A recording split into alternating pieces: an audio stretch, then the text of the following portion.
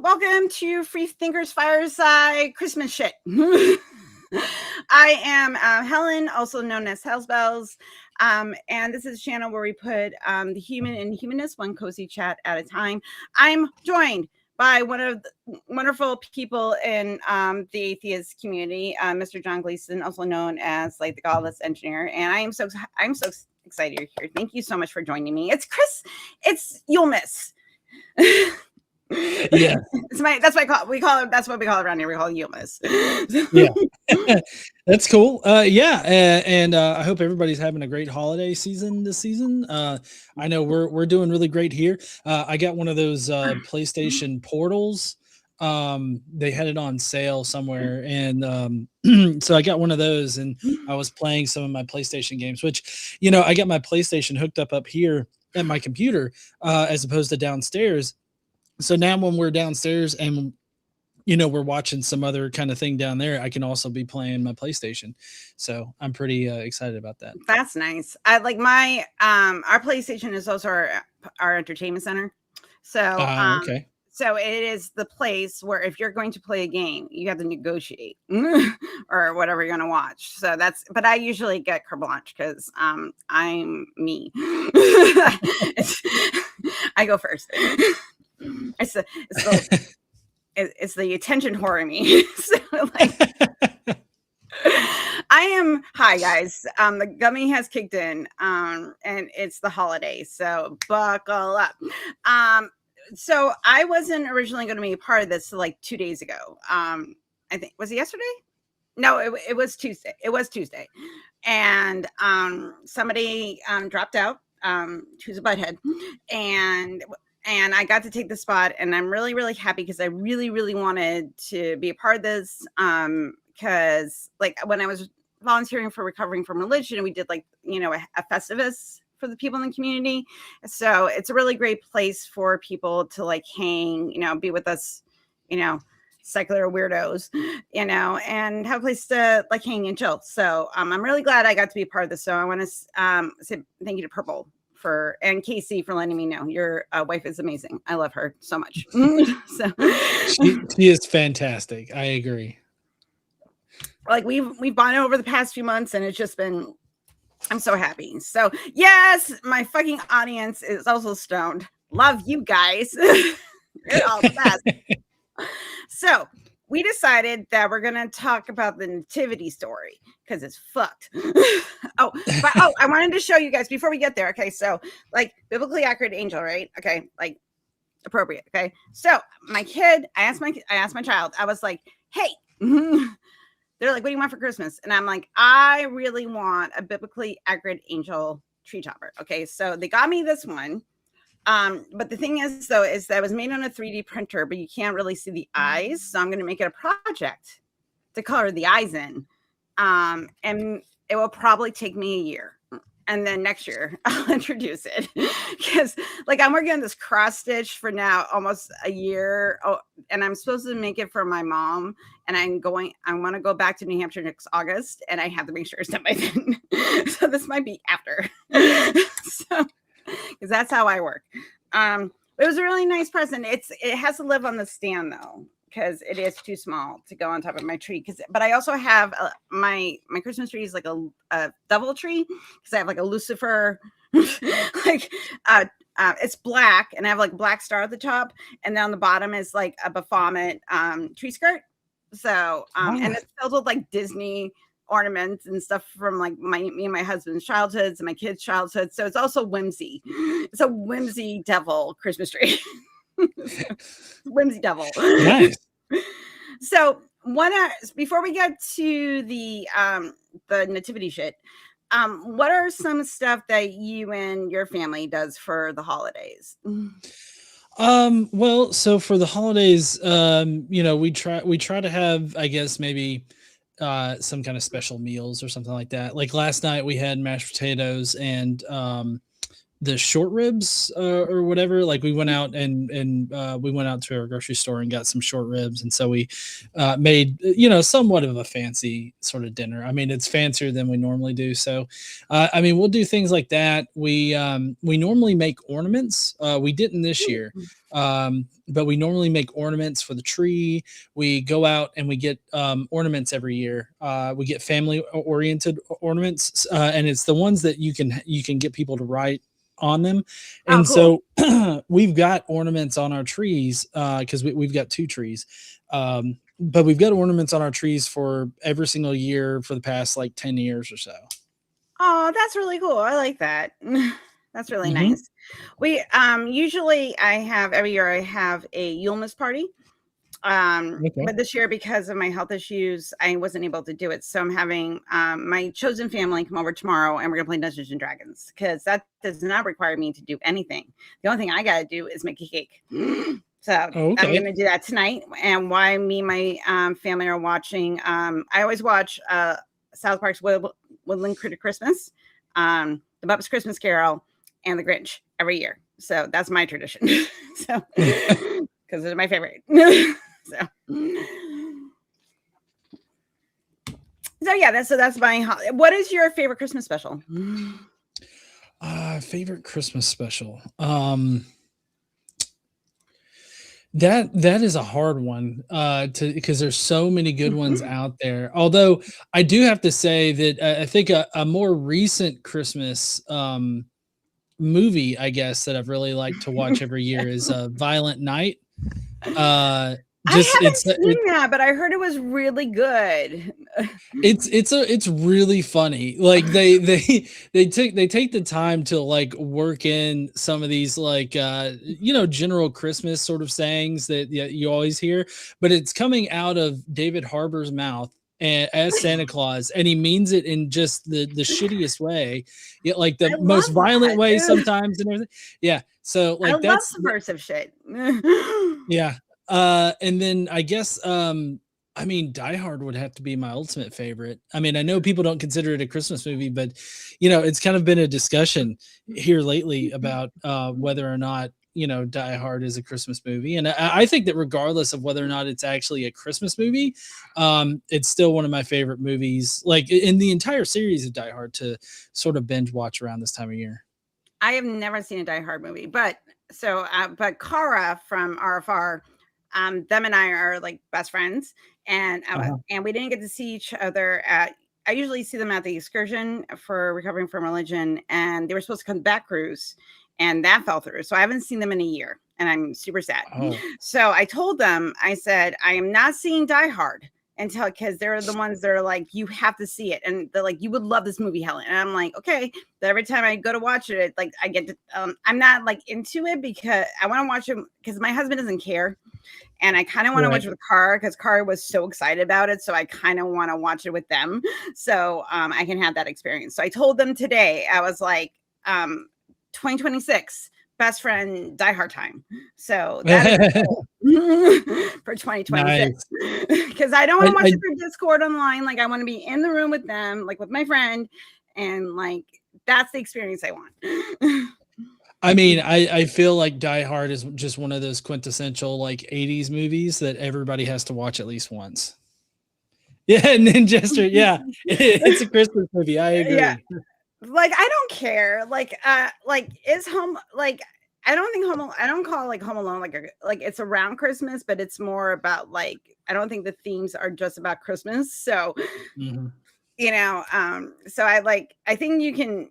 But I like that it's set at Christmas. And the thing is though, I have to see it because Alan Rickman's in it, and I kind of get a boner for him. So, and I miss him so much. So I'm gonna have to be like, well, like now I have to see it because like I know how things with like the zeitgeist, but you haven't seen the product.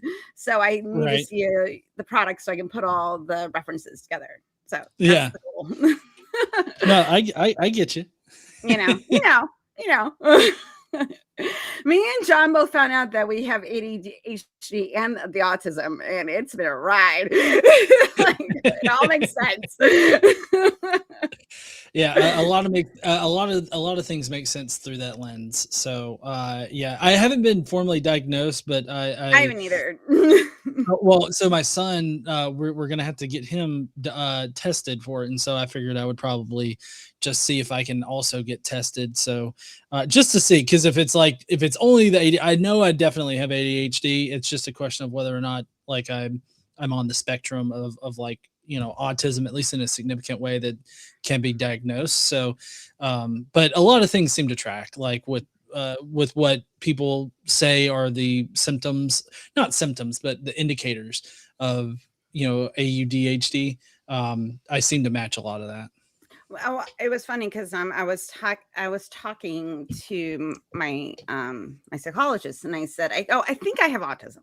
Like I can't prove it, like definitely, with testing. But but like the ADHD, I was like, the more I read about it, and I started like doing what I usually do, like going through like psychology articles and stuff like that. I was like, oh, and then with the internet was kind of saying like, see if they correlate. And I was like, oh yeah.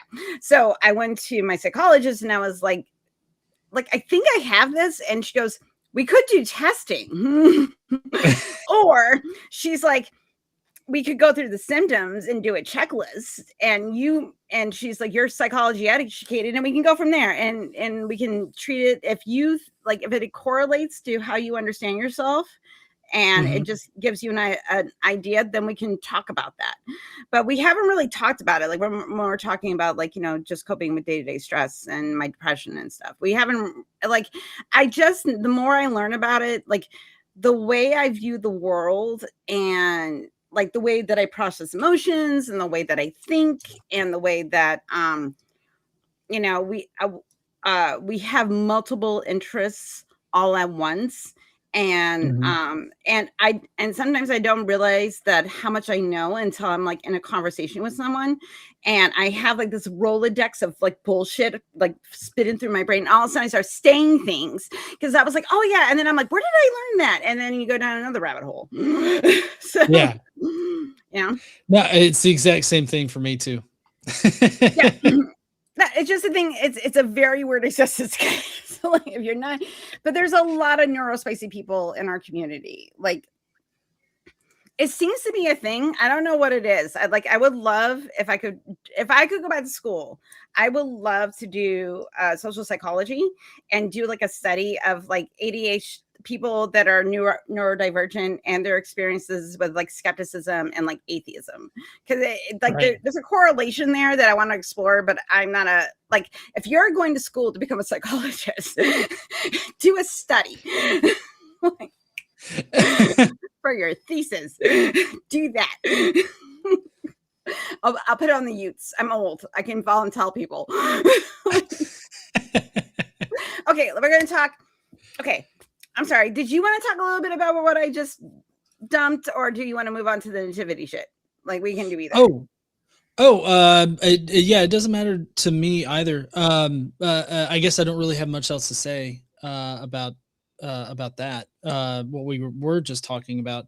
But I mean, we can move on to the nativity stuff. Okay. I guess I just wanted to make sure, because it's like I tend to ramble and I'm high and it's worse. So I'm sorry, everybody. So I don't know if I'm talking too much more than you. So I need outside people to let me know. So, I think you're fine. Yeah. Okay. Okay. So let's move on to the nativity shit. Okay. So okay. Because we were going to talk about conspiracy theories too. We can also talk about that. Right. What would you prefer? No, we can start off with the nativity stuff, because this is something that I've really been sort of broaching on in my own private sort of conversation space, like over there on TikTok, and I'm starting in the new year, I'm gonna try to start I'm gonna develop some way that I'm gonna stream also on YouTube, and try to make it at least a little bit more profitable for like my YouTube members over on my channel.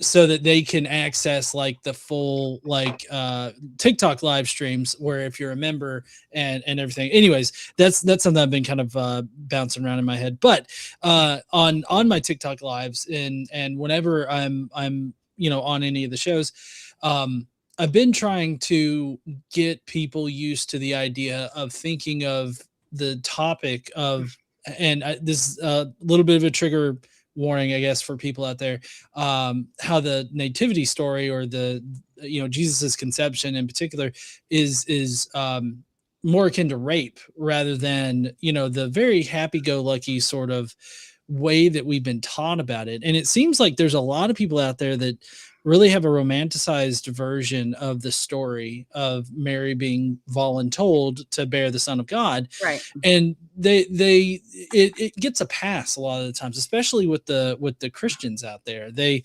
seem to want to see it in such a positive light when in reality it's not so positive. It's not a great story at all. And so I've been trying to get people accustomed to the idea of it being rape. And in the story, like I definitely can see how people feel like it may not be rape, but only because it's God. And there's what people traditionally think of as rape being the forced penetration of another person in any other various orifices. Wow. I didn't see I didn't see that. Were you on? Yeah, so that was me. You were on that? Because I'm sorry, so, guys. I love everybody in this community, but I don't watch the line or the ACA stuff anymore just because I've heard everything, but I love my people. So tell me about that conversation you had, because now my interest has been piqued. Yeah, so there's been this regular caller on the line. His name's Andrew from New Jersey. And he's been sussed out as an incel and all this other stuff. And so he doesn't have a great track record on the topic of women in the first place. But shocking. Yeah. So on the line on Skep Talk this past Monday, I had the Bible guy on, Dalton, and we got into discussing like the Christmas story, how it wasn't like historical in any kind of way, but also that Mary was raped and it was a forced birth. And Andrew was the last call of the night. He calls in and he has a problem with characterizing it as rape. And the conversation turned disgusting like pretty quick, in that he seemed to be making excuses for like children being able to give consent to sex. He made sure to skip. No, honey. Oh no, don't do a Matt Walsh, guys. Like, it's a bad look. Anyway, keep going. Yeah. So he was making that argument, but he made sure to stipulate that, like, look, I wouldn't do it. Like, I wouldn't accept their consent. Good. I wouldn't be thank you for consenting telling us. But also at the same time, why are you thinking about it? Like, don't you just be like, this is gross? Right. All around. Well, so his argument was that, well, if two 14-year-old children can agree and have sex with each other and that's fine, then 14-year-olds can give consent. And we're not talking about that situation. We're talking about the eternal creator of the universe and a 14-year-old child. If we were to put it into, like, I guess, a more real aspect without the eternal God part, like Andrew was supposedly 19 years old. But 19, 20, 21, whatever, like a 14-year-old cannot give consent like to a sexual relationship with somebody of that age. Right. And Andrew just was not understanding that part. And he kept specially pleading for God, obviously. But I think the thing that got him banned from the line, which is apparently I'm the one that got Andrew banned. Oh my God, you are such a bad person. You got the incel, like, sex with kids might be okay. Do not take that out of fucking context, by the way. Holy shit. I'm gonna say that right now. Oh my God. Yeah. Because the algorithm's going to be like, I don't know, it's dumb. So I'm Yeah. going to take that out of context. Like, I'm sorry, you got banned. I'm so surprised. So what did you do that got the weirdo banned? Like, Oh, well, yeah. So, I mean, I pretty much, I asked the right questions to get him to admit that he has, or at least not admit, but he wait a demonstrated he second. had no functional understanding of Was consent. this the guy that also got banned from the ECA? I don't know. I There's mean, another Andrew that has been floating in the circles that I've heard about before. And then maybe. so I don't know, but I think he also got back from the ACA. I don't know if my ACA people know anything. I don't fucking know, but it like, or I might be cross referencing something in my brain Mhm. because a lot of people say stupid shit and get banned from the shows. So Yeah. it might be that. Who knows? Well, he also was playing at an appeal to definition, and this is generally what apologists, Christians and Christian apologists will do, is they'll play an appeal to definition fallacy, in that they very strictly adhere to what the dictionary says rape is, Mhm. or characterizes rape as opposed to like working with a more modern understanding of the offense in general. And so like I've Mhm. worked up definitions that more thoroughly explain like the issue surrounding it, so that we can Right. more readily identify uh rapes that actually happen, as opposed to very strictly focusing on the mechanism that is being employed, or the mechanics of the act. And so here's what I've come up with in defining rape as the imposition Mhm. of sexual access to another's body in a way that nullifies that person's authority over their own embodied domain, transforming Right. them from a self-governing subject into a sexual object within somebody else's control. And what this definition does is it refocuses like the whole concept to be about the violation of bodily and sexual autonomy. And when you look at it in that light, the in Luke 1 verses like 27 to 38 or so is very obviously a rape scene.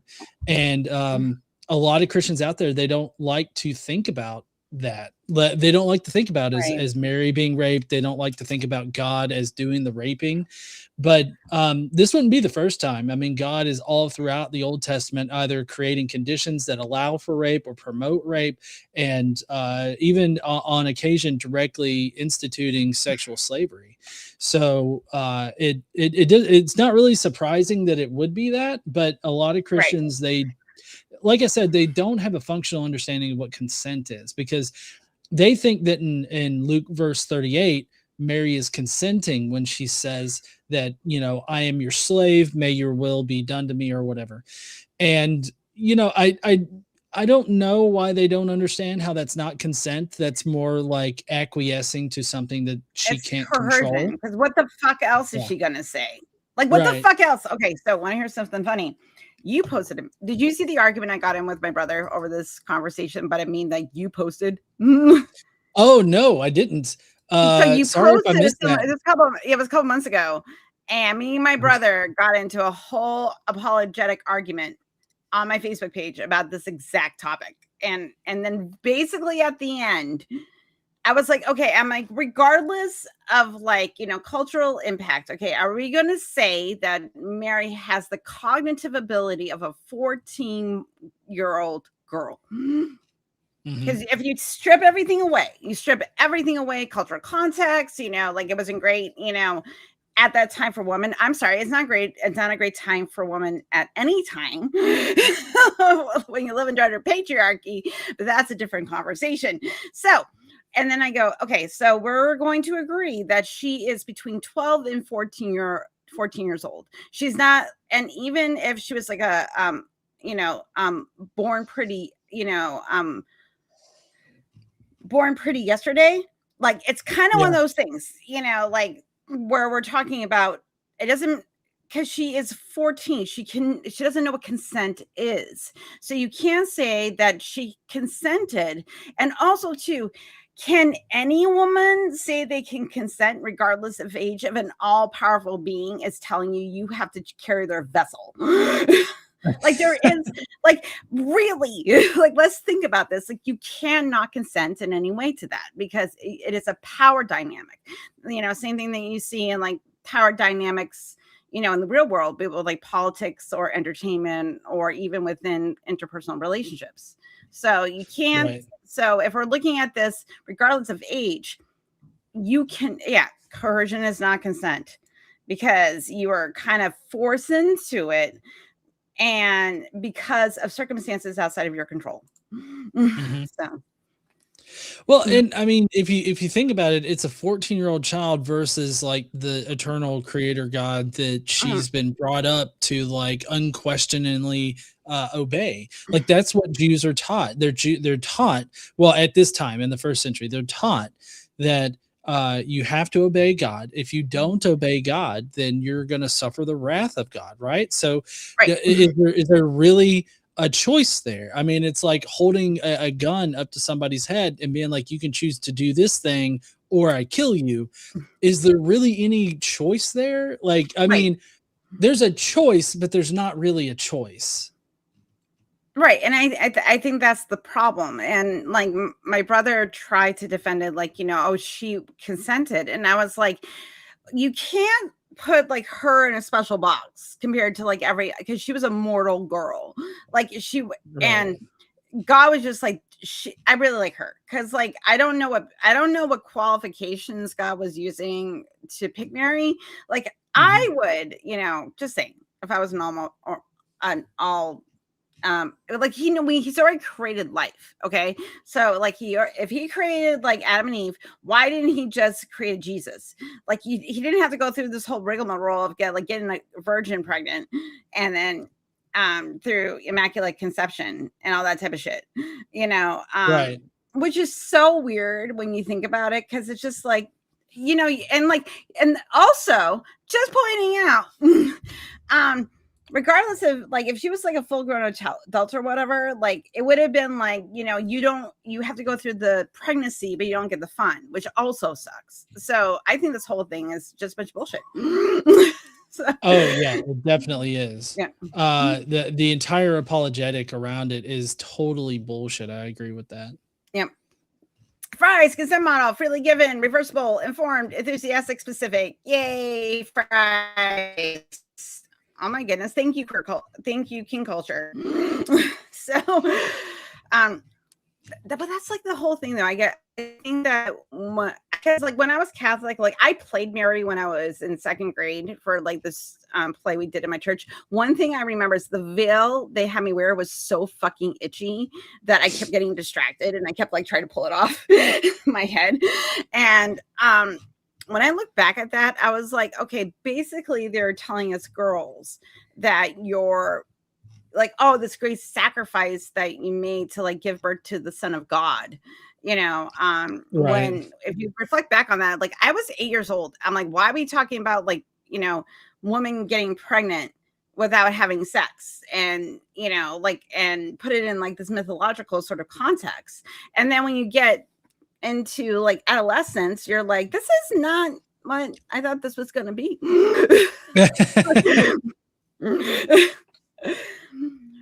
So it's just weird. And like now looking back on it, like I just see all the problems. And like, cause like the thing is though, like I didn't have a really good understanding of consent when I was younger either. So, and that was the product of religion, funny that.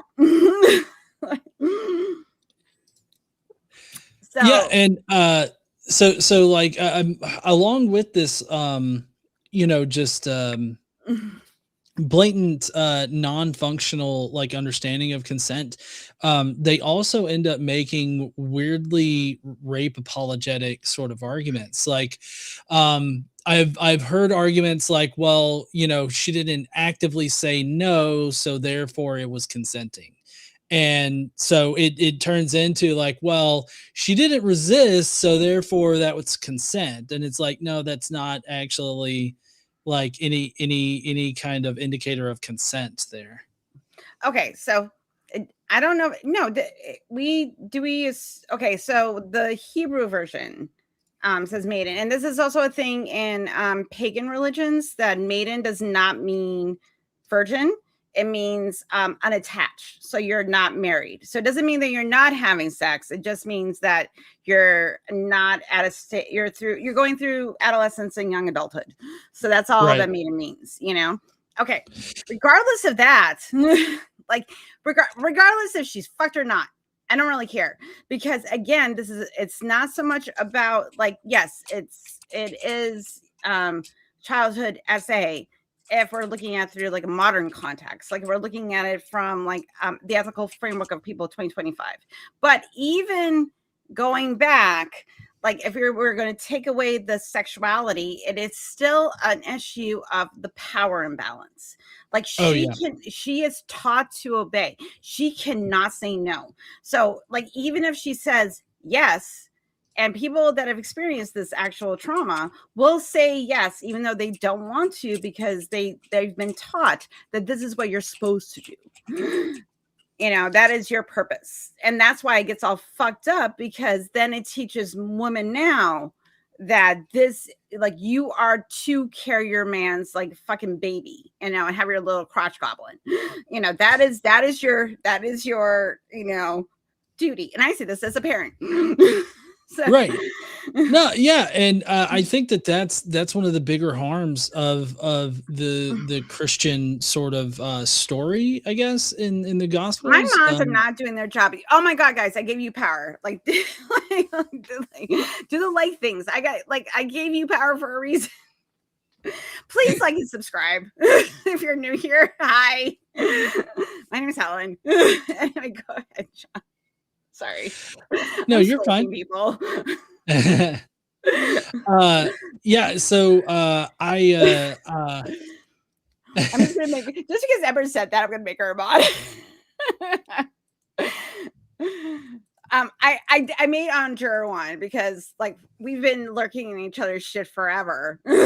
Since like we've known each other since the plague times. So anyway, I'm sorry, go ahead. No, you're fine. So with I forgot what specifically we were talking about there. But yeah, I feel like the nativity story, the forced impregnation of Mary, it definitely does set this sort of misogynistic precedence that you know, children are brought up with and are normalized to, in that, you know, the whole idea of the structure of the family in Christianity, I think is pretty abusive, in that women are to be subservient to man and everything. Hey there, Dr. Ben. I missed you. Oh, Ben is from Bo started an Etsy store, like making like candle melts, and like I know Ben was working on like some soaps and stuff. So Ben, if you want to put your new store with Bo in the chat or send it to me, I will put it in the chat and everybody should go buy some shit. So go do that, please. I got some soap last time. I don't use candle melts, Ben, but if you need like more soap, I would totally buy soap. So just putting that in there. I just don't do candle melts because I never use them.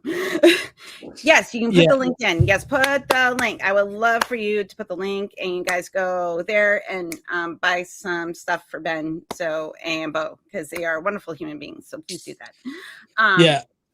Dr. Ben and I, which Ben, I want to say I'm so sorry that I missed your stream yesterday. I know that Ben sent me a link so that I could join in if I wanted to yesterday on his stream, and I just let time slip by and I missed it. So I'm so sorry about that, Ben.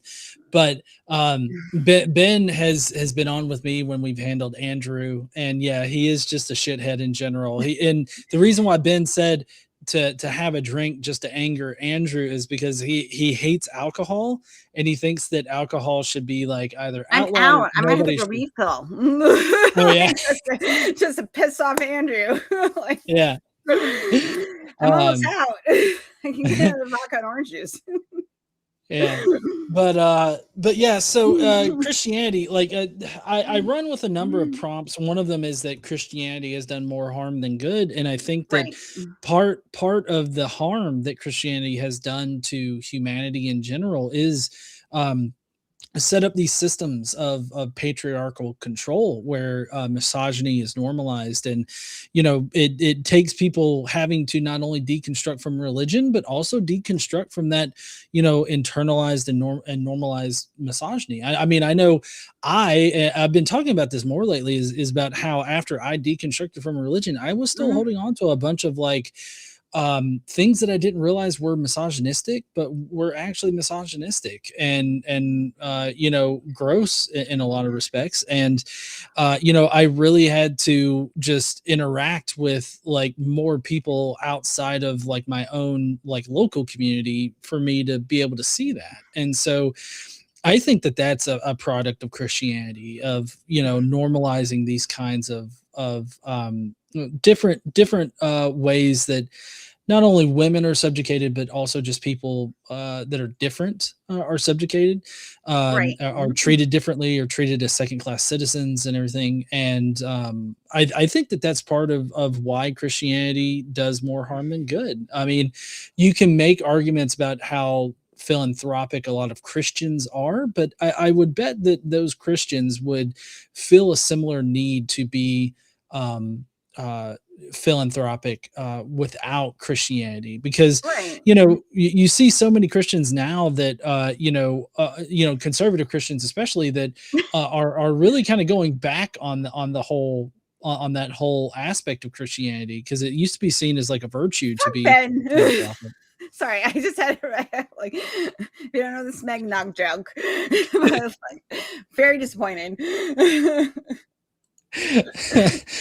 Ms. Non Sequitur she looks like she's a little bit disappointed in that. I know. I'm so sorry. Like, well, like, what you were saying about like we internalize it as women and part of the religion too. It sounds like just men, how that reflection of it's like reflected back to you, and then you're like you internalize it that they're like someone has an entitlement to you, Right. instead of something that's freely given, and it takes a while for you to, especially if you suffered like SA trauma, to untangle it. Like I had a real problem after I experienced my own, where I would just sleep with a lot of people, not because I really wanted to. I just thought that like it's kind of twisted. Like I wanted the pleasure, but also I felt like this was the only purpose I had. And especially as a queer person, that fucks with you, because I felt safer with women at the time than I did with men. I felt like I had to keep myself safe, versus when we're women, it was more like freely given, because there's an understanding when you're the same gender, and then you grow into adulthood and you have to deconstruct like who you are separate as a sexual person and just as a woman living in the world outside of whatever structure you were told. And usually that's the reflection of the patriarchy. And then and you were taught that, especially like in the Catholic, I was taught this like I was in second grade when I was in this fucking play. I was 8 years old. I made my first communion when I was 8 years old. I made my confirmation when I was 14, 15 years old. And then I found out later that my CCD priest was part of the Spotlight scandal. Oh, really?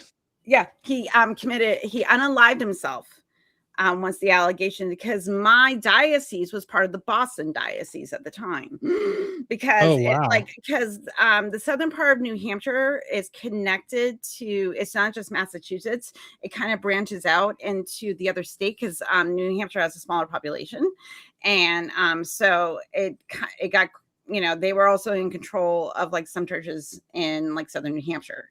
So that was my first nail in the coffin. I was like, I'm done with this particular religion. Didn't let go of belief, but I was done with like being part of that religion, because I was already a parent, and I was like, I cannot. Oh no. Oh no. This is not happening. And I was like, bye. Bye. It was just too close to home, and both of my kids are baptized. But like I say, like it's water in the head. Like since I didn't raise them to believe that there was, because like after I did that, like I had this thing like there's nothing wrong with them, they're just children. Right. Like any sort of like sin talk, I would immediately be like, no, they're children. They're just children. Stop it. Anyway, I'm sorry, that was a rant. No, you're perfectly fine. I feel like I was definitely going, like I was rambling there. It is the ADHD kept on way, talking. guys. Yeah. You can ramble for a minute because now I can go refill my drink in honor of Andrew because he Okay. hates alcohol. So, you ramble about whatever you want in regards to the nativity shit, and I'll be right back. It will take me 2 minutes. Well, so I know people in the comments are probably well aware of how not historical the nativity is or any of that, but like I feel like a lot of Christians out there definitely don't understand that the nativity story that they're fed oftentimes is like an amalgam of both of the nativity stories. There's the two nativity stories, both of them happen at different times, like 10 years apart. And a lot of Christians out there don't realize that you can't actually, mesh both of those. I mean, there are attempts to mesh them both, but there are important aspects of both stories that really should be like included if they actually did happen, like the slaughter of the innocents in Matthew. If that actually happened, that would definitely be something to mention in Luke. If Luke is really trying his best to present this like historical argument about Jesus, this historical recording of the Jesus story, you would expect him to, definitely record like this time when Herod had all of the baby Jews killed. Like you would think that would be important enough to like mention, but sadly we don't get any mention of that. So I mean, you just simply cannot mix and match with those creation or those nativity stories. Are we talking about the Gospels? Yeah, I was talking about the Gospels, how they're not historical, and how you really like most Christians. I'm sorry, hold on. I gotta close the door. I'm sorry, I forgot to close my door. Keep talking. Okay. Most Christians are trying to like mesh both of the stories together when you really can't combine them. Like that, there are attempts to combine them, but they're not convincing, really. Well, and I think, but like in the Catholic religion, they do a lot of Mark and Luke during Christmas time. Like they pick certain stories from each gospel so the narrative makes sense, right? Because if you read each individual story, it doesn't. Because so they have to put it into a cohesive narrative because people live in reality. And when patterns don't match, we're like, what? So, we're funny like that. So they have to put it into a narrative. That's why they do like passion plays. And it was really funny. Like when we did like the Easter story, they kind of glossed over the Roman soldier part. Like they wouldn't actually show children, like in the church I grew up in, not actually show like a child being beaten by like another child. And like, they would say like, he was, beaten and harm, that type of stuff. And I'm grateful for that because some of the shit that you've all seen from growing up in like evangelical Christianity and Baptist and the Baptists and all that fuckers. Oh my God. I understand why you don't like to watch horror movies. Like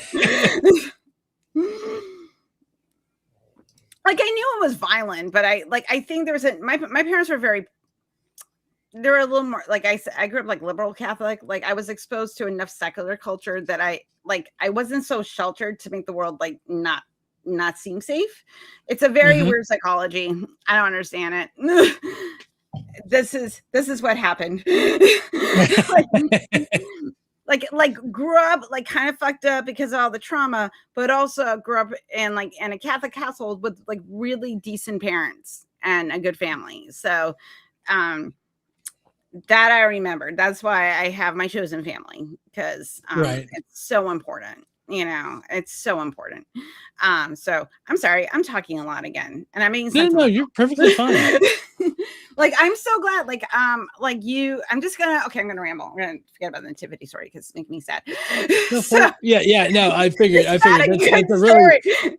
that's a Debbie Downer story to talk about on Like, Christmas. it's I get not it. okay, like this is, I'm gonna do an apologetic. Okay, so it's not like the story of like Isis and Ra, where like she's already a goddess and he is you know, betrayed by Seth, and then they go through the whole war and his body gets like chopped up and like, you know, strewn across like, you know, the four corners of the earth. And then but somehow I don't know how this happens, but Isis gets like magical raw semen and then she's able to like get pregnant and then give birth to the new god, which would rise as Osiris. So at least she was like, I'm making an active choice. And she was already a goddess. So that's a better story. Because at least she was like, I'm consenting. like, this is pre-jesting, guys. like it's a much better story. Like, you know, there's some agency, you know, at least she's an active participant, which is like, it's really funny. Like, and then like everybody came like, hey, you know, I own a penis, so I'm obviously better than everybody, the other people, you know, that don't own one. That, you know, you get into more like the misogynistic stories and like monotheism, but it kind of started with the Greeks with Zeus and stuff like that. Because like, and I'm sorry, oh my god, I'm going to go on a whole rant about like the development of religion through like my pagan lens view, and I'm just going to stop myself because we'll be here a while. Because I already did a class on that. If you want to go to RFRX and look up paganism, I did a 3-hour class. You are welcome to watch it. So yeah, it's when I'm sorry, it's when I was like also earlier and I'm doing YouTube and stuff. So I noticed I repeat a lot of phrases. Do you ever do that when you look at your early content, like where you've improved as far as like how you present yourself and how you're presenting information? Oh yeah, definitely. If you go back and you look at one of my first like actual YouTube videos that I made, you know, for the channel, like a response, you'll notice a lot of things that are different. I say fuck less now. Oh yeah. I've learned since I was doing RFRX to, because I do like to over explain. It's the apples are awesome, guys. I'm gonna tell you how great these apples are over and over again. So that's where I kind of learned like my interviewing skills. So that's kind of like that. Okay, so is Ra and Osiris the same god? No, Ra and Osiris are different gods. And as far as Jesus goes, the Isis and Osiris cult is the cult that would actually be more representative of Jesus. Right, that's what I thought. Like Dionysus is a Jesus story. Yeah, well, there are a lot of elements that are present in the Dionysian mystery cult that are also present in the Jesus cult, but a lot of people they want to draw like direct parallels, like, oh, you know, Christians copied from I don't know, I'm just making sure. Like, I don't know. Like, it's been a lot. like I have like a white person's personal view of like ancient Egyptian religions. Okay. So like I watch documentaries. Like, that's what I do. Anyway, go ahead. Well, a lot of people need to understand that there was a heavy syncretism that was going on. So the reason why the Christian religion matches a lot of these mystery cults, like the Isis and Osiris cult, Zoroastrianism, the Dionysian one, the Attis cult. The reason why there are so many aspects of those that are similar to Christianity isn't because Christianity saw those religions, took it from them, and like incorporated it in. It's that those that were creating this new sect of Judaism that would become Christianity, they were syncretizing Hellenism with Judaism, and part of that Hellenism are these mystery cults. Someone at it was really funny when I at a job I had like 10 years ago. There's this woman there, and at the time I was practicing paganism, and she asked me, because my name was Helen, if I practiced Hellenism. I go, nope, that's a different philosophy. Like, that's just my name. like, yeah, I mean, like, yes, it is. Helen is a Greek name, but it has nothing to do with what you're talking about. I don't know why you correlate the two together. So, but it sounds similar. So it's like really funny, because like people always think like, the Middle East and like Southern Europe were like, they don't interact. They're not like, they're separate cultures. I'm like, no, I'm like, they were trading and they were moving back and forth like between their cultures. And when that happens is that you get people that will adopt the ideas of that culture, and they'll appropriate it. Right. And then there's that cross-referencing of like why the stories are so similar, and those stories were passed down to the Jews, who eventually, started, remembering like, the gods sacrificing themselves in these stories, and it happens over and over and over again. It's the hero's journey, guys, all the time. Hero's journey all the time. Thank you, Joseph Campbell.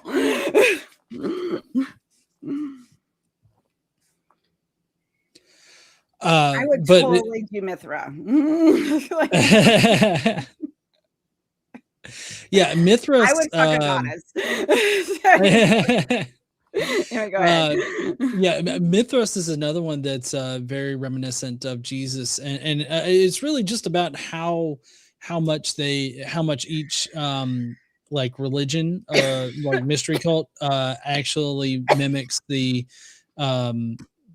mimics the mystery cult structure, because that's what Judaism was doing with the Hellenistic culture in order to create Christianity, is that they were making their own mystery cult essentially. And so if you see similarities, it's because Christianity is a mystery cult, and all mystery cults had those same like structural sort of data points.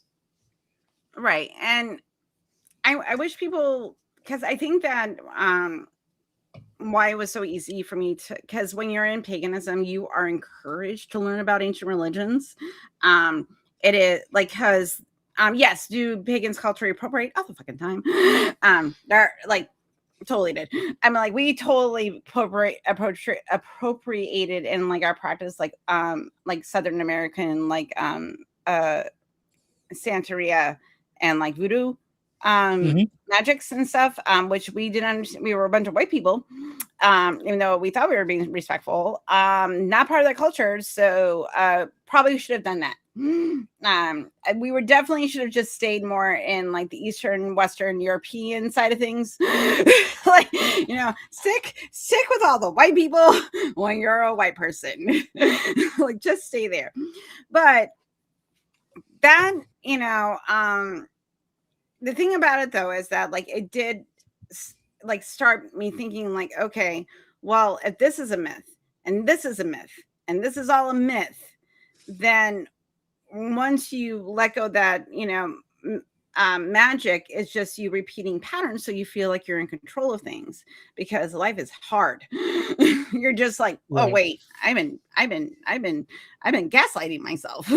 And then you're just like, oh, and then you let go. I mean, like, I love paganism, like, obviously, like doing like tree. I have my satanic Christmas tree that I love very much, with my Baphomet skirt, and it's black and it has a black star on it, and it has a bunch of Disney and like Star Wars and like ornaments from like when me and my husband were growing up, and then like when my kids were growing up, and it's like the devil, it's like a whimsy devil tree. Like, obviously I love some myth and weird shit. It's my favorite thing because I love a show. Like, and that's why like when Christians are like, why do you care about Christianity so much? I'm like, one, I'm like, because you're in control, and that's fucked. And but also it's fascinating as a social and cultural thing that is happening. Like like because we're living in it. Like when people were living, when they thought like Thor was like, part of the seas, they actually like fucking believed it. I don't know, they're like, I don't know, like because of oral history, there's probably some fucking atheist, ancient Icelandic asshole that was like, they're like, how do you know Odin is real? like like I'm sure. Like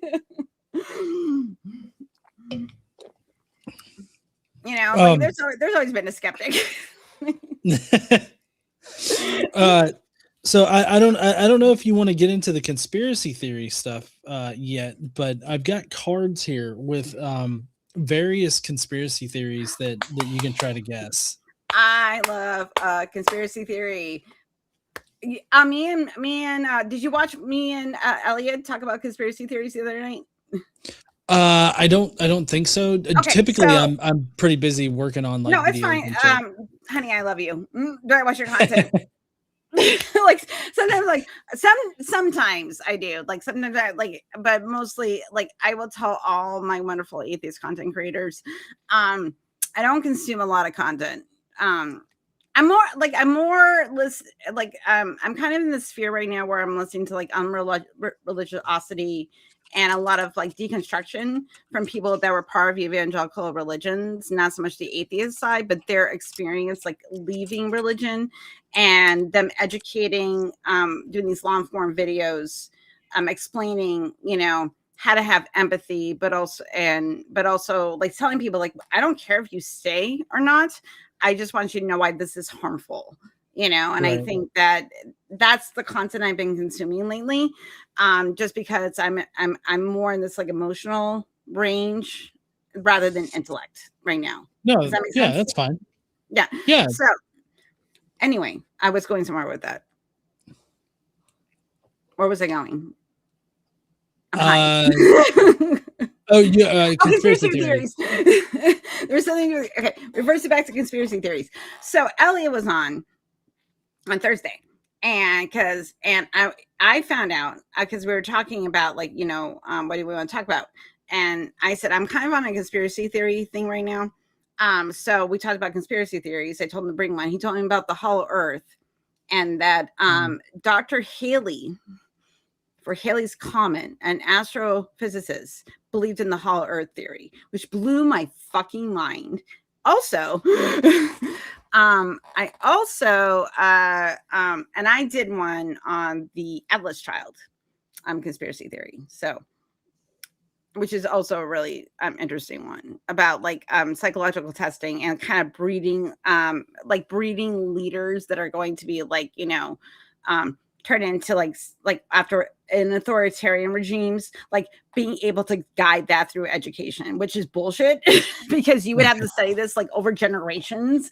And it was only from like, and it was like during early psychology where like everything they were throwing at the wall, they wanted to see would stick. But this was not something that they did because it's kind of impossible because like how you behave as a child isn't necessarily who you're going to be as an adult.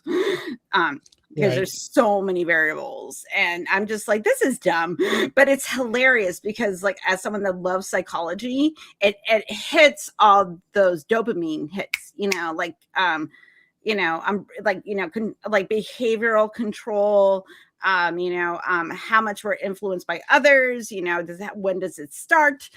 Can certain people be basically using psychological eugenics to like push them into a certain direction. It was fascinating, but if you think about it for 2 minutes, you're like, there's no way to track this. Like, because what are we talking about? Are we talking about like a Barack Obama, or are we talking about Trump? Like, which, like, what is the correlation and causation? It's great. So give me a conspiracy theory. I want a conspiracy theory. Okay. Well, so before we get to the conspiracy, I did see a question for me come through in chat from Ben. Oh, I'm sorry. Where's it? Okay, no, that's fine. Yeah. So, what is your perspective on the nativity as a mythicist? That's a good question, because not a lot of people think of the nativity in terms of like how it could factor into Jesus like not existing. Right. Obviously, the nativity only appears in the middle gospels, so Matthew and Luke. Um, Hmm. they were definitely developed as an apologetic for some Jews that were requiring a biological connection to King David, right? Right. But as far as how does that factor into the mystery cult nature of Christianity? And the funny thing is that mystery cults often had miraculous conceptions and miraculous births contained in them, Interesting. and the unique innovation with Christianity was the sexless, or well, the emphasis on the sexless conception. Now, Hmm. other Roman gods and Greek gods and other gods in Hellenistic culture also had sexless conceptions, and that really appealed to the early Jewish Jews and Jewish Christians because they had this intense phobia about sex. They didn't like sex at all. That's like their view was that sin entered the world through women, and that occurred through sex. And so, I wonder. um, Maybe yeah, there's some so STDs going on, maybe like syphilis. You know, uh, maybe. yeah. But the sexless conception part, like the miraculous conception of the savior, like that follows right along with mystery cult sort of Yeah. structure, because you want your savior to be like this pure being that Yes. provides that eternal salvation. And so having a miraculous conception, having a miraculous birth, that was one aspect of mystery cults. Now, not every mystery cult employed that, but it was definitely an integral part of the entire like mystery cult structure in Yeah. general. Right. And what's really interesting about like the pure God is that a lot of that comes from sun worship. Right. Because to early peoples, the sun was you lived or died by it. And but the sun is pure light. It gives life. And it was like there's fire rituals and purifications and things like that through fire. Um, and because like in later Christianity, it's water. Water is the purification. But to early people, it was fire because it was connected to the sun. And it was this thing that they knew they could control, but they didn't understand how it worked. Once man discovered fire, so they built the myths around it and they connected it to the sun, and then so on and so forth. Then you're going to personify the thing that is giving you heat and light because they had no science to explain how fire works. Like I know, like okay, like I know how fire works, and it still blows my mind. Like because it's like it almost seems like magic. If to an early person, this would seem like magic, right? So you think your God is giving you this light, okay? Like and giving you all the things. Then you need to personify it. And then over time, you start believing like these hero myths about this, the solar being that's able to, and it purifies you. It gives you life. It gives you energy. We've seen things grow but from it. People have rites around fire, burying their dead. So it is very much connected to early cultures. And then eventually you would have these sun gods. And then that translated into Judaism and in Christianity. Because I think like, I'm not sure about this, and I could be wrong, that in the Jewish tradition, like they don't necessarily believe in an afterlife, but they believe in like this like great light or like sort of um brightness that comes I'm not sure, like I'm like it's not right, it's not really heaven, but it's this afterlife that is you become part of this eternal light. I don't know, Well, because I could be wrong, because I think I know. I like, again, stuff gets crossed. Anyway, go ahead. well, I was going to say that so if you look in the Old Testament, you have a lot of words for the afterlife in that respect, and I mean it's Hades. Like they literally use the word Hades on occasion. Torah is Sorry, saying associated head. with fire. Okay, Yeah, so so I was talking about Hades. Oh, and yeah, I was talking about it the other night with Elliot with SR, because I was talking yeah, about how with Hades, like the ancient Greeks had to worship him, but they weren't like happy because he's associated with death and fire, destruction. You know, because he drew the short straw, literally. That's how he ended up where he is, right? Okay, I love that myth. Like, sorry, I get a sky. Well, Neptune is the sea. You get the other word.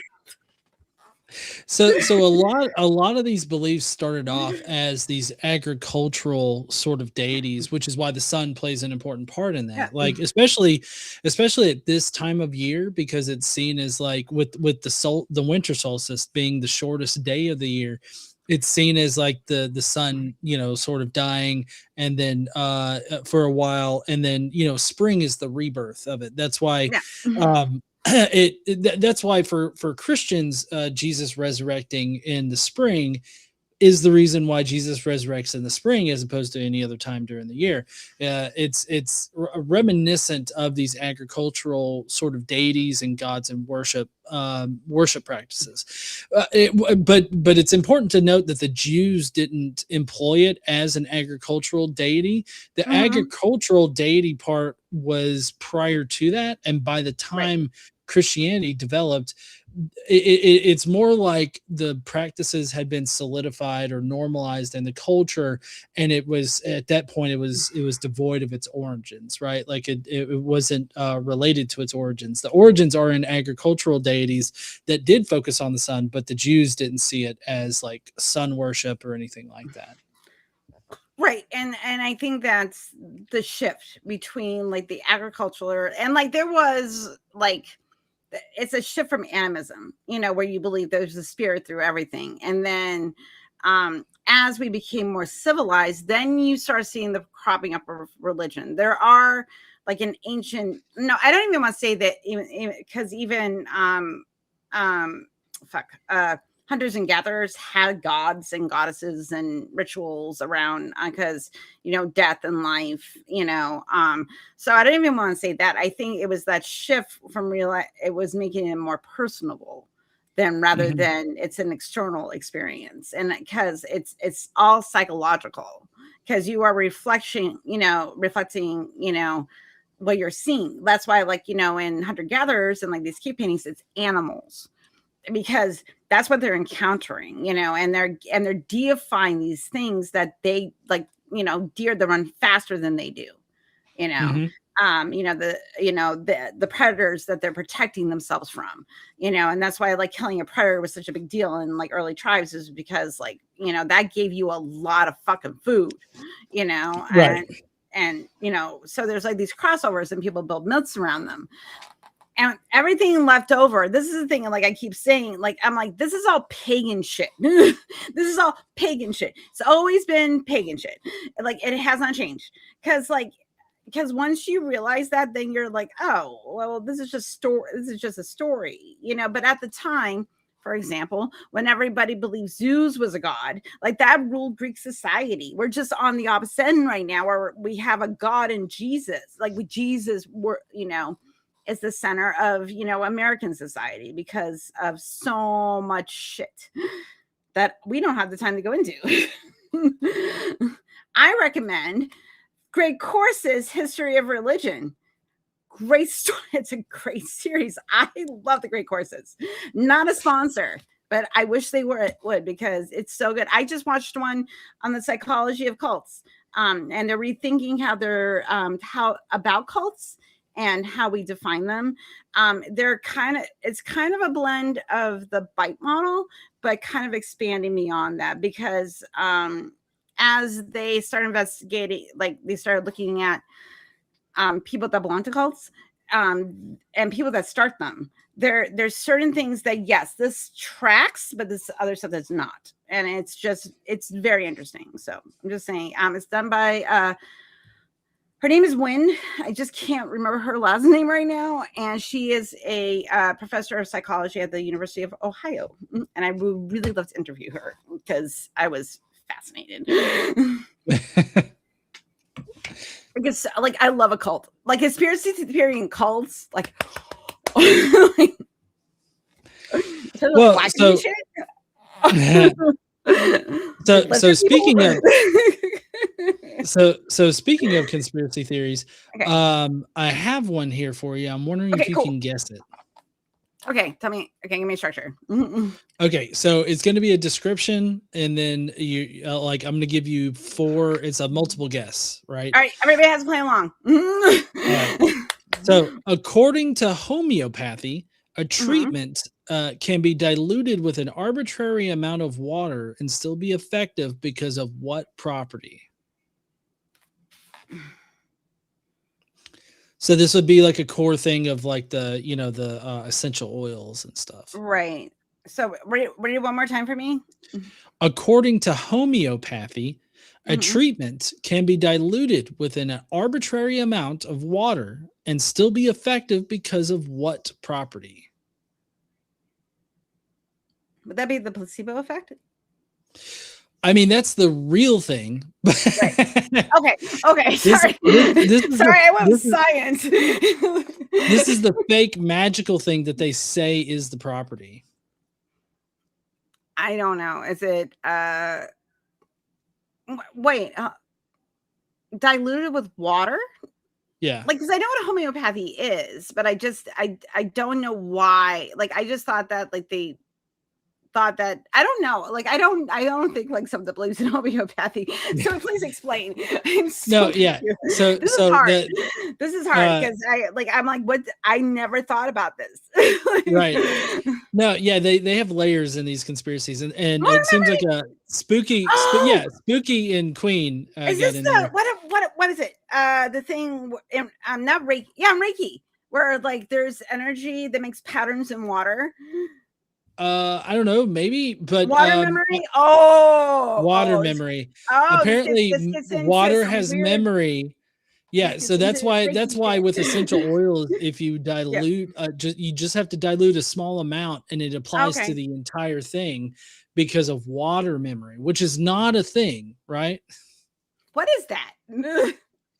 Well, so my guess is, from what I can tell, is that that water will carry the properties of the essential oil or whatever kind of treatment, kind of thing, and it'll It apply is the throughout essence. water. It is the essence of the dark crystal. Yeah. That's what it Okay. is. What? So What? here's one that you might know. Hold on, wait a second. It, Wait a minute. I'm gonna go back to this. Hold on 1 second. okay. So the idea is that like let's say I have a cold and then like they want to give me like peppermint oil and they would have to dilute it enough with like the peppermint oil to maybe like cure my cold.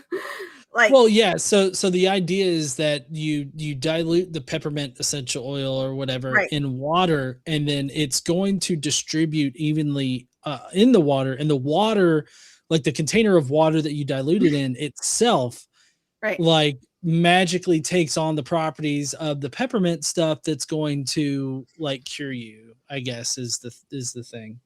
I don't think.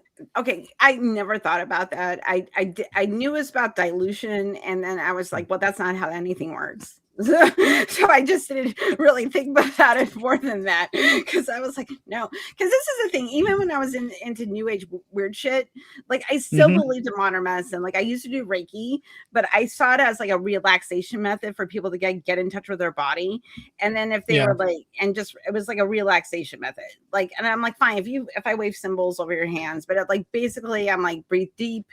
I'm telling them to breathe deep, and I'm making weird shit on the top over somebody's body. I was a Reiki master, by the way. I could have taught Oh, you, John. really? Yes, I'm a master. I'm certified from a bullshit thing. Like, the What thing do is, do you have to do like 20 hours of Reiki like okay, classes or something? I don't remember. It was just so long ago. Like, I think I was like 30, 31 years old. And I was really into new age woo shit. And like but the thing is though, like my best friend is who is my gay husband. We used to do this together, and he was just like, hey, I'm gonna help you do it. And we just basically for like a few hours got really high, and then we like unlocked each other's chakras. And then we could do Reiki, and you did symbols over people. And when you're high and you believe this shit, you think you're having a spiritual experience. You're not. Your brain's just doing brain shit. But it felt profound. Like, I feel like brain doing brain shit can be can be the explanation for a lot of things out there. I'm like, your brain's doing brain shit. Like, what's wrong today, John? Brain doing brain shit. Brain doing brain shit. Like, why are you sad? I don't know. Brain doing brain shit. All right. Okay. Here's the next one. You ready? Ready? The next one. That was just great though. Like, it was a weird crystal. It was a weird time. Okay. Do you know about does the term cryptozoology mean something to you? Yes, because I watch Bree's channel. Okay. So and I've learned so much shit from Bree on like cryptozoology shit. But, yeah. So I don't know if he's still here. So but if you are here, Bree's channel. Go to high five. So this is kind of a cryptozoological sort of question here. Okay. There were 55 reported sightings of what creature in Chicago in 2017? So here are the possibles. I think I know this. Okay, go ahead. All right. So it's either the Mothman, the Lamplighter, a werewolf, or a gargoyle. Mothman's I think Philadelphia. Well, so to be fair, Mothman has been seen a lot of places. So yeah, okay. What are the other three? So there's the Lamplighter, a werewolf, I just like that name, or a gargoyle. I'm just gonna go on name. I really like the Lamplighter. It has like a pizzazz to it, so I'm gonna go with that. It just because it is alliteration, so I my brain likes it. Well, it's actually the Mothman. Apparently, in Chicago in 2017, there were 55 reported sightings of the Mothman, and typically the Mothman shows up here because Cynthia lives in Chicago. We could have asked her, like, "Hey, Cynthia, did you see the Mothman?" Well, so typically the Mothman shows up before major like catastrophes and stuff. So I'm not sure what major catastrophe happened in 2017 in Chicago, but listen, it's 7 years off, 8 years off, but it was ice. Yeah. 8 years off, and it was ice. Oh, I don't know. This is an interesting conspiracy theory. Okay, so this is sort of a random one. All right. Okay, ready. So Pepsi and so Pepsi and Nestle were among the companies accused of using what as a flavor enhancer. So the options are bleach, nitric acid, redstone, or cells from aborted babies. Oh, I'm going to go cells with aborted babies because that just sounds fucking insane. Yep. Yeah, that's exactly right. Out. Oh my God, I love it. It goes to QAnon shit. It's even better. Yeah. I miss QAnon. Remember that, guys? Whenever we were just joking around about the crazies, before they have power as much as they do. Remember, I miss those days. All right. So here's a tech conspiracy theory. You ready? Okay, I'm ready. In 2016, the U.S. Office of Naval Research allocated $750,000 to develop what new hybrid animal technology? The choices are exploding kittens, cyber locusts, cybernetic German shepherds, or dolphin-powered Zodiac boats. I'm sorry. What? What was the last one? Dolphin-powered Zodiac boats. I don't know what the fuck that is, but it sounds interesting. I want to know now. Like, I don't think it's the answer, but now I want to. Oh my God, is it the answer? No. Okay. Don't tell me. Okay, go over the other three again. I'm sorry. I want to know what that is. Go ahead. Exploding kittens, cyber locusts, or cybernetic German shepherds. Okay, and who's doing this? the U.S. Office of Naval Research, Okay, give me my options again. exploding kittens, cyber locusts, or cybernetic German shepherds? I'm gonna go with cyber locust. That is correct. Fuck yeah! Woo! You're Okay, getting 'cause this was acclimated to my- the crazy. So this is the thing. Other than the dolphin thing, which wow. I was like, okay, I was like, they're in the Navy, right? And they can't really do the dogs because they're like my my thing. I'm like, you're on water. Like, I was like, and I go, but locusts can fly, you know, and maybe they were trying to see from like, you know, see from the sea how far they could get these like, you know, these cyber locusts to go. That's how I put that together. If I was a crazy person. It's too much. Oh my god. Okay, hit me with another one. I love this. Okay. I love a conspiracy theory. They're just too fun. Like when you Yeah. don't take them seriously, they're so much fun. Are they terrible and usually racist and anti-Semitic and all that type of stuff? Yes, which also makes them really funny. Yeah. Because it's fucking ridiculous. Anyway, go ahead. All right. So the next one here it's a random one. Okay. The question is, what did explorer Admiral Byrd allegedly discover during his expeditions to the polar regions of the Earth? So the first option is elves make. The first one is elves making toys. Okay, no. The second one is the edges of the flat Earth, and then alien star bases or entrances to the hollow Earth. Entrances to the hollow Earth. Yep, that's correct. Okay, like I'm telling you, when I found when Ellie told me that Dr. Haley believed in this, like that the dude that's Haley's Comet's named after, which I saw when I was 9. That dude believed in the hollow Earth. Blew my mind. I'm like this is why, guys, like it was skeptics, like okay, like you can be skeptical about some things, and then other things you're just like you can be brilliant and crazy at the exact same time. So that's why this is why, you know, you should question authority. Because right. Like you're really good at like as my friend Carr said, doctorates and stuff, like you're really good at this thing. You've studied this thing so well that you know more than the average person does. Like that is your thing. You know it. Everything else is up to other people teaching you. And even if you are really good at the thing, you're still going to keep doing the thing and make it better. It's just that a university said, you are such a good hoop jumper. All right. So this one is a scheme, right? Right.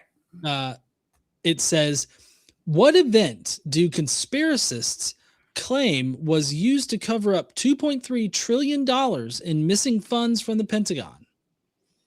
Okay. A, the 2008 stock market crash. Oh, that's fun. B, the election of Donald Trump. In 2008? No, what year is this one? Where is the conspiracy theory? It doesn't have a date for. Okay, so we'll say the 2010s. Okay, we'll say that. Hurricane Katrina, or D, the 9/11 terrorist attacks. That's too far. So is Katrina. I'm going with I'm going with the housing crisis. Like the stock market crash? Yeah, the stock market crash. It feels like something I would blame. I could be wrong. Well, actually, it was apparently to cover up the 9/11 terrorist attacks. I'm sorry, what? What? Yeah, apparently the 9/11 attacks were used to cover up $2.3 trillion missing in missing funds from the Pentagon. What? I don't know.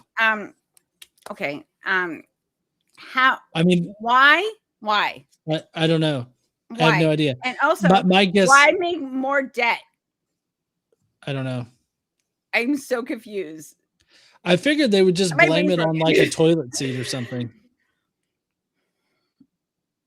What? dude, I don't know who you are, so you can just fuck off. Because I don't know. I was very confused.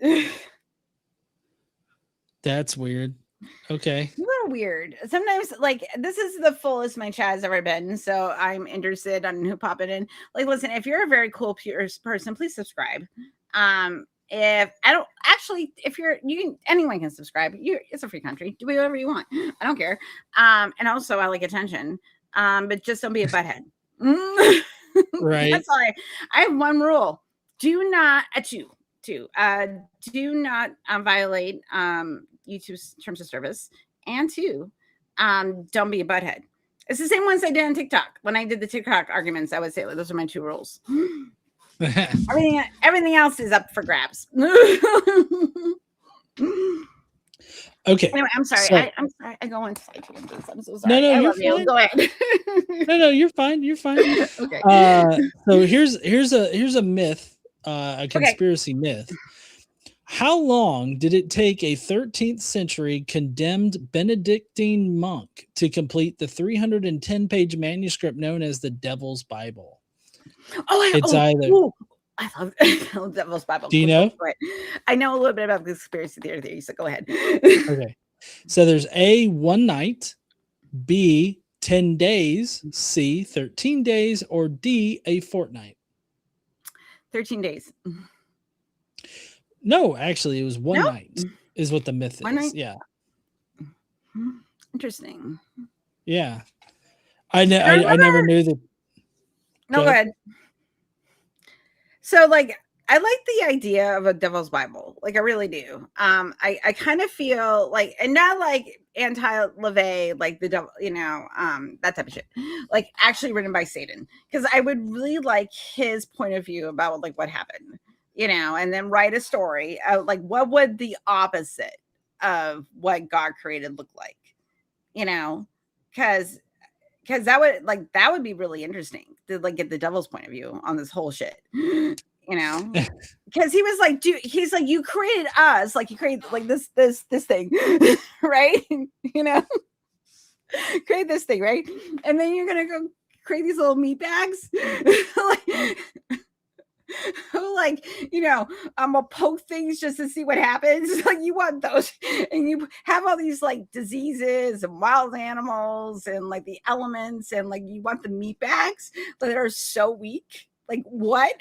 And he's like, fuck off. And then he might have, like, chose a vow. Like, he could have been coerced. See, sound choice. God does not consent. God doesn't ask. Like, God's more of like, who's an asshole? He's like a Joffrey from Game of Thrones. Like, he's just a very entitled, like, I am God, demanding shit. He's like a petulant. Oh no, wait. Have you seen the episode of The Good Life of the Twilight Zone? I don't think so. Okay, so it's so good. If you are an ex-believer, I highly recommend this episode. So there's this kid, and he is basically a god, but he's like 6. Okay. So his morality hasn't developed, right? But he can do anything. He can read your thoughts. He know, like, what you're going to say. He controls your behavior, because if you don't, he sends you to the cornfield, and the cornfield is fucking terrifying. It is such a good episode of the representation of God. I highly recommend it. It is, the Twilight Zone is on Netflix. Go fucking watch this episode. This is why I love the early Twilight Zone. It is just it scratches the itches. It's so good. So good. It is, yeah, to the cornfield. Yeah, thank you. Yeah, you need to. Oh, it's so good. Promise. You have to promise me, in case you're gonna watch this episode, and you have to tell me what you think. Okay. It's so good. I'm telling you. What is it called again? It's called The Good Life. And it's an episode of Twilight Zone. Yeah, it's from the 60s. It is like, it is the perfect interpretation of God.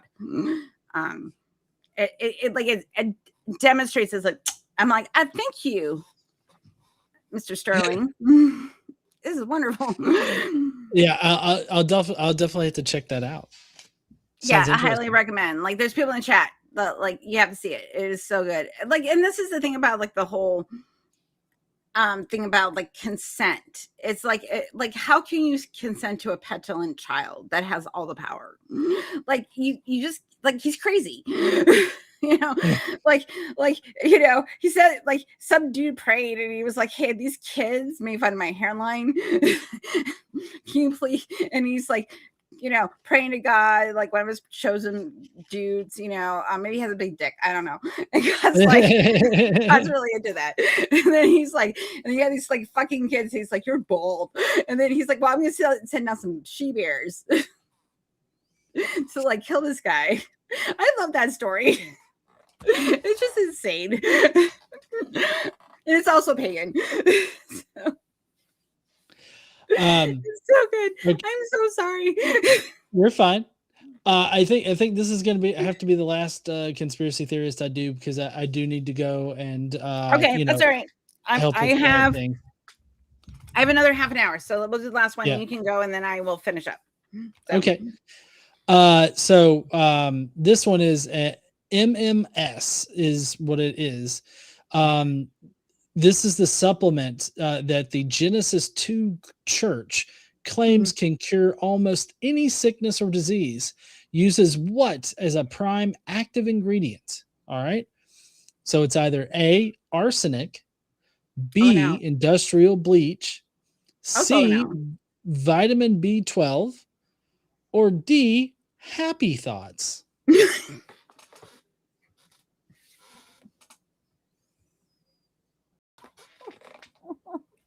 Sorry. That delivery. Okay.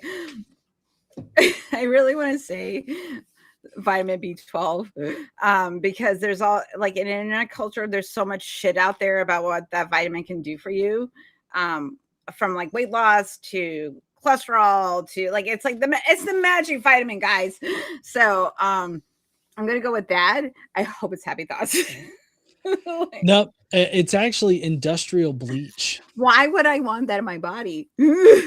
I don't know, but apparently it'll cure anything. No. And, oh my god, this is when like it was like, well, bleach can treat, you know, we had our president saying that you can, oh my god. Yeah. People are insane. If people are interested in learning more about conspiracy theories and these things right here, and it's actually a game that I'm reading off of. It's called Conspiracy Theory Travel Edition. I need to get that game. Yeah, you get these cards, and the cards are interesting because if you can see, you know, it's got the normal trivia thing, but down here in the corner, yeah, down here in the corner, there's a QR code that you can scan, and it'll actually bring up the information about the question. That's awesome. Like, yeah. So if you're send you a link, I'll see if I can find where I bought it. Yeah, and please I'll do, because I would love that game. Yeah. I have a special passion for conspiracy theory. I really do. Like, because like religion is one of those things that I'm just like, okay, like even if everybody like stopped believing in God, like they would believe some other bullshit, like this type of stuff, you know, because like we as human beings only learn so much all the time. And there's going to be people that, like I said, like Dr. Haley, brilliant astrophysicist, got a comet named after him. He discovered it. Great. Also believes in the hollow earth. It's both. Yeah. People automatically think that if you have a high IQ, that means that you can't believe in like crazy shit. But like, there's obviously, you know, evidence to the contrary of that. So, yeah. So, well, I'm gonna go. Let you go. Thank you for this was really, really fun. It was a happy accident that you and I are we're here today, and I thank you so much for being on. I really appreciate it. So I will let you go give a kiss to your wife for me. I will definitely do that. Thank you so much for letting me come on and ramble off about, you know, different things. This is just so great. Like we covered the gambit, which is great. And so I love you. I will talk to you soon. and tell your wife I love her, and that's it. So I'll go to. All right. If you're not familiar with John, you should go to his channel, Godless Engineer. There's the link tree is in the description, so you can connect to all his shit from there. So it's in the doobly doo. So yes. All right. Thank you so much. Thank you to everybody watching and everything like that. I hope you have an awesome Christmas. And I've got a show coming up this weekend with Sidney Davis Jr. over there on the line. If y'all want to tune in. And I guess I'll see everybody then. Oh, Sydney also makes merch. She makes like charm bracelets and like beaded bracelets and stuff like that, and earrings. And she it's just like a little thing she does on this for side money. So you should just, I think her link is on her channel if you want to like buy some shit. All right, who was that again? Is it that's for Sydney? Sydney, yes. Yeah, Sydney has her own little merch shop. So I don't know if she's still doing it, but like she was. So I'm encouraging. So yeah, I've attended a couple of her classes, like on storytelling and on conversational debate and everything like that. So I would love to. I just like my brain. I gotta get to a place where I'm settled. Anyway, I'm babbling. Go do family stuff. It's Christmas. Yeah, you have a great Christmas there, Helen. All the chat. Bye. Love you too. All right, bye. Bye. Okay, cool. All right. Hi guys. So okay. I am sorry. I forgot who I was handing the torch to after I was done. Which I feel kind of bad because, and I would go look back on my Discord, but I'm high. So I'm going to ask my wonderful people to put the link in the chat of who I'm connecting to. I am so sorry. I am a bad podcaster. But it's been a time. I love you, Casey. Mwah. So, you know what? It's really funny because I wasn't planning on doing this. Like literally like 2 days ago, because we there's some shit going on in the community, and so because of that, I ended up here. And I'm very grateful to the people in this community that take care of each other. And when we recognize harm is happening, that we step forward. It's really hard sometimes to do that. And we find ourselves like siding on how we feel than what is accurate. And I understand that. I am a trauma survivor. And I think for us that when you deconstruct, you can't, and I've learned this from years of therapy, and when you have to realize that what you're feeling may not be true of what is actually going on. And when you're a trauma survivor, it's really difficult to do that. It comes from a place of you become your narrative. You are not in control on how you want to be perceived. You are letting the external dictate who you are. And I think for those of us that have gone through this shit, we tend to want to go back that because this is what we know. This is comfortable.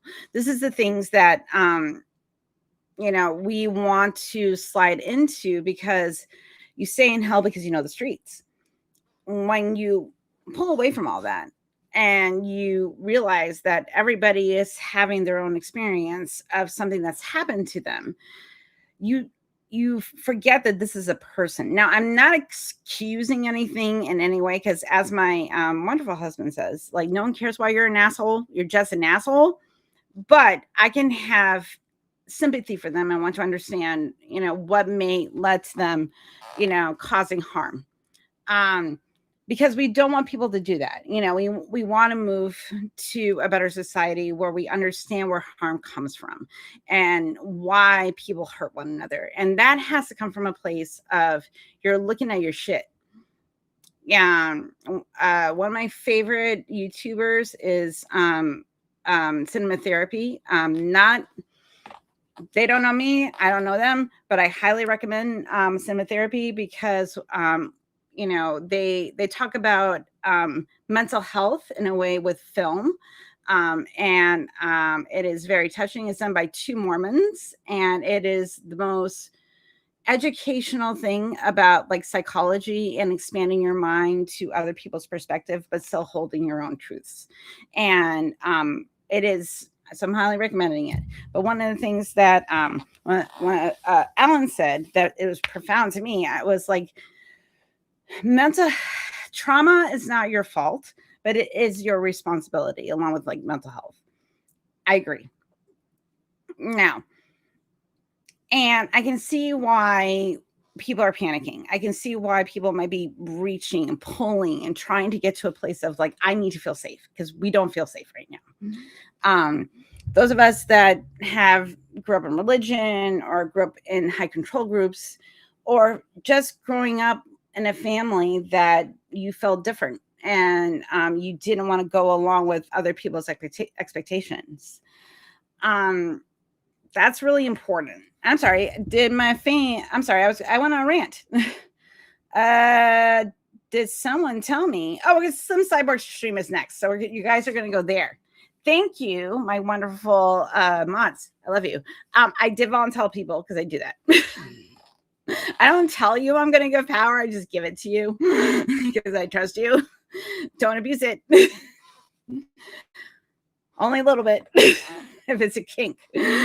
Anyway, so kind of reminding to what I was saying is that I'm trying to be a little bit more angry and disappointed, but I want people to get better. Because like that's the only way we're gonna do that's the way we're gonna do this shit, guys, right? And I think that we are just living in a time where we're all very reactionary, and it took me so much to learn like not to jump, because as someone that has perceived rejection dysphoria, I overthink anything that somebody says or does, whether it's like in a text chat or like or if it's like I'm talking on the phone, or I'm even when I'm hanging out, like if I sense there might be a disagreement, sometimes it's an intentional thing to overcorrect. I'm more honest about it now, where like I say like, hey, let me know if I'm interrupting you, because I'm trying to communicate that more. Because just having a neurodivergent brain, it's not really up to other people to bend to me. It's learning the dance and how I interact with the other person, on how we understand one another. And that's really difficult if you're sometimes when that dance, with another person awakens something bad that's happened to you. Something about that person reminds you of something, you haven't dealt with, and you project and you cause harm. And because, you've, grew up in these, these ideas that, to externalize blame, but also take on blame. It's a very fucked up system, guys. That you cannot disentangle yourself from, what is happening around you. You don't have the part of your brain that is like, what am I doing? It's reality versus perception. And this is something that I've been really trying to do lately, because it is so fucking hard, guys. Like that's just the way it goes. I'm rambling a little bit. I am so sorry. Cause like, I just feel like expressing myself because I'm going through some stuff right now, medically. Also, I'm just going to let everybody know the American healthcare system insurance policies are fucking stupid. That's what I'm going to say. It's all dumb. Just going to say that. I hate the American healthcare system. It is fucking stupid. But here we are, right? I'm going through a thing. But I just feel lately it's been a lot of people, like I feel like the house is on fire and we're rearranging the furniture. That's what I feel like right now. Like we are seeing, like I work in the healthcare industry, and I have had some really difficult conversations with our immigrant workforce because of the things that are going on.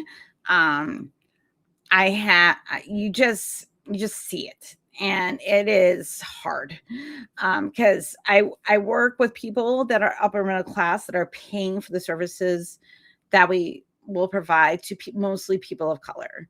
And when you're in the middle and you see that divide, you're just like, this is, not that I'm not saying there's anything wrong with wanting to care for. That is not what I'm saying. What I'm saying is like, this is an imbalance. Like why don't we have some queer people, but like rich, like, upper middle class, people, rich people, and I'm not saying they're bad people. This is just like systems of ideas. And some are like, they'll tell me I don't want like, this type of person. And it's very hard for me to like not express myself and be like, why does this matter? And I don't know I know that's not fair, and I should, push back against it. And I do as I can, but also this person is paying for my paycheck. So, and I need a job.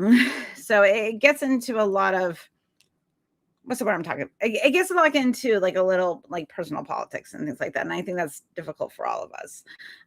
Because we've all felt that way, when we've had to bend our morals to, fit someone else's narrative so we can survive. And it's hard, especially living in 2025 where you're like, I want to fight, but how do I do that when I need to eat and make sure I have heat on and I have other people in my life that, I have to worry about? Like, it's hard.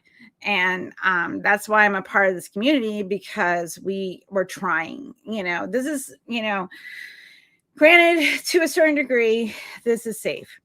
But with recent events that have happened in this community, people that were shouldn't have been harmed were, because somebody said, this is the narrative, and I'm trying to sell it to you. And through trying to sell it, they caused harm to people that were not directly involved because of hatred. Because they, in their brain, decided, I'm going to decide how this goes. And they did it for attention. They did it to show that they're in this place of, well, I'm aligned with you as long as this is how you serve me. And they don't talk about how fucked up that is, because they're just recycling a narrative that they were told. They were recycling a narrative about like, victims, and recycling a narrative about like, it doesn't matter that, certain actions or non-actions were helping. So I'm just saying that it's very frustrating to me that I see that in a community that we have to kind of like take care of each other. And I'm just disappointed because I've relied on this community for years. I was facing my own tough struggles like a few years ago. And me and my husband were worried about losing our home. And through this community, we were able to raise money so we could hire a lawyer. And we're in a safe place now. That wouldn't have happened if it wasn't for this community. And when I see each other, when we harm each other in this community, or we put on like this fake sort of, I call it performing progressivism. Like you're performing it, but when push comes to shove, you change. And I think that we need to take more, I think we have to take care of each other better. Because guys, I'm tired, man. Like, I'm so tired. Like, I got health shit going on. I live in a state where, I worry about, my child being safe and my roommate and other friends being safe. Oh my God, Purple, thank you so much for making me part. This was just wonderful. Thank you so much. This was just great. I am so sorry that I'm kind of rambling. I've just been thinking about this stuff for a while now. So I'm having some tea. I'm sitting with my demons, guys, and my audience. So I think we need to work more on taking care of each other. And I think this way people, know that, when things do explode, that there are people that are still going to show up and be like, this is bullshit. I still love you. And I think I think we need more of that right now, especially since like everything is so fucking scary. Like, I don't really like it, guys. Like, I don't like living right now. Like, I like me and I like my life, like but I'm constantly also worrying about keeping those things. And that's exhausting. But it's just so interesting because like we're living in a time where I'm just like I'm old. I'm like 48 now, and I just don't have time for bullshit, guys. I just don't. Because we only got so much time, and I'm just like, why are we doing this to each other? And because it's just so much easier when we don't. I don't know. I'm going with AJ from Wasted Human and Eli Stack. I'm going to be doing a my first recorded edited video on when I'm calling taking back the pen, when people outside of you try to decide what your story is, and we need to be able to take those things back. So that's kind of my project to get done soon. Because I think that's going to be my resolution for the new year. Just because, like, guys, I got no time for shit. I just don't. Like, we have to, do better. We have to do better. Like, please. Like, I know it's hard. Like, it's so hard because I'm doing my best. Like, and like with little community I got, I am the let's do some shit. And it's hard because you want like if I gave money to every single person that was hurting right now, I wouldn't be able to do what I do. So balance. But I do try. And that's why I try to do with this channel. I'm trying to expose people to other human beings that are in our community that may not be being represented well. I want people to talk about what they want to talk about and the things that they care about. Because I'm always going to learn something new. That's what I love. Because this ADHD brain loves stimulus. In case you haven't seen, in case you haven't noticed. So if I could connecting with people that have different brains than I do and their interests and the things that they care about, I'm transforming and changing as a person and learning all this stuff. Like Brie, she is so fucking smart. And I always learn about animals and how things develop and people, how we come up with things like cryptozoology and, how myths form and things like that. Like, that's really important to learn. It's like people that, Ryan and Chris on the Daily Atheist Show every day. Like I listen to that at work every morning. Because I can hear people engaging in the chat and it helps me to know that there's people in the community. Java and Jugs is great. You guys do it on fucking Mondays when I cannot be there because I'm at work. I work Monday through Friday, guys. I want a special guest episode. Because it's just because I'm wanting to connect with more women in this community. I think just because I need it. It's been a ride, guys. Oh, so just so y'all know, so I have to get my uterus removed.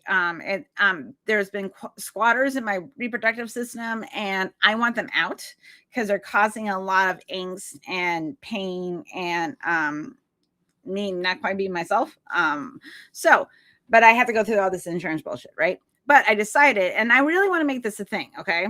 So when you go through menopause, or like you have to get like a reproductive organ removed as you get into like perimenopause and menopause, and once you go through the thing, you get a queen bee party. Because I was going to call it I no longer have a uterus party, but I thought like a queen bee party, and like because like in paganism you have the like maiden mother crone, but like the in between, it's called the queen. It's because like she's not a mother anymore. This is like when her children are kind of like grown, but they're not old, but she's not old. She hasn't moved into the hag stage. I feel like that this is a good way to show that transition. Like I'm entering my queen stage. So since I am, and I'm going to throw a party for myself when this happens, and everybody can dress up as a queen or a bee. I thought, and I feel like this should be a thing, because I think it'd be really fun for people to do like queen bee parties, especially like, you know, people that identify as women, to like go through that transition and be like, hey, like I in my 40s, 50s, whenever you do, some do in the 30s, like, you know, you get this party.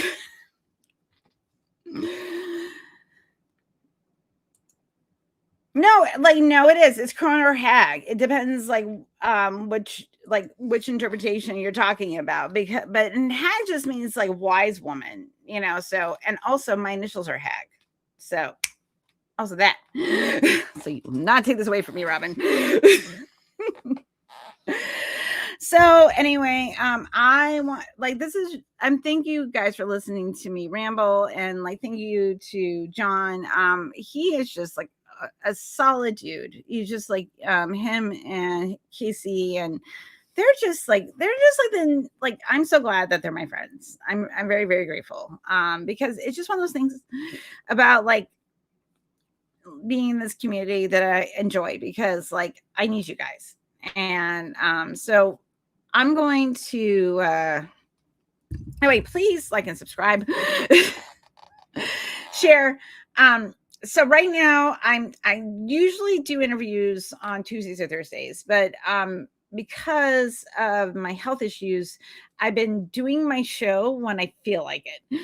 I happen to feel really yesterday, if I wasn't feeling that great, I probably would have been like, I don't know if I should do the show. Today happened to feel I felt really good. So I did the stream, and I'm so glad I did. I know some people are new to me, so you know, thank you for stopping by. Please like and subscribe. I'm not okay, and let me make this clear. I'm not looking to make with this channel to make any money. I am the networker in this community. I like to connect people with other awesome people. So that's what I do. And part of my show is to connect these people together, because that's what I did when I used to volunteer for Recovery from Religion. I worked with the podcast. So I'm doing it out here in an internet secular bread tube. So go to Slim Cyborg's channels next. You can pop over there and do that. My son is coming home for Christmas. He is in the Army. I haven't seen him in a year, so I'm going to go wait for him. And tonight we're making cake, and then we're going to watch The Grinch. We're going to watch South Park Critter Christmas, Woodland Critter Christmas, and we're going to watch The Muppet Christmas Carol. Because those are my holiday like things I gotta watch every year. My childhood. so like the Woodland Critter Christmas was somewhere in my like 30s, I think 20s or 30s, and that was a ride because I haven't watched that show for so long. Like so, yay, yes, woo! Thank you, Resist. It's so great. Oh, great. Yeah, your son just got home before Carson. That's awesome. Like, I know it's so great at holiday time. My son is stationed in Alaska. So, and he flies to Florida, and he spends like a few days with his dad, and he's going to be here tonight. We're going to make cake.